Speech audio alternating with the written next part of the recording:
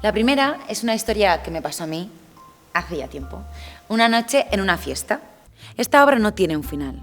Y no tiene un final porque estas historias pasan. Y mientras sigan pasando, las tendremos que seguir contando. Y acompañando. Bonita. Me gusta. Me siento cómoda. Pero hay control. Eres de las islas, ¿no? ¿Cómo molan las islas? Yo este año he estado en Menorca, ¿sabes? Es guapísimo. ¿Y tú qué pensaste en ese momento?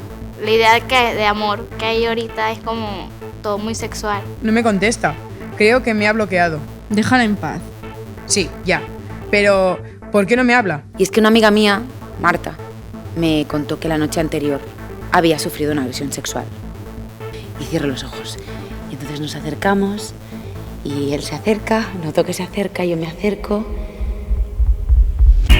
Y en cambio el consentimiento también mola. O sea, significa sí quiero follar. Y follar, pues también mola. Y yo con el tiempo me di cuenta que ese comentario que hice no estaba bien. Una cosa que te sube por aquí y te coge y sí.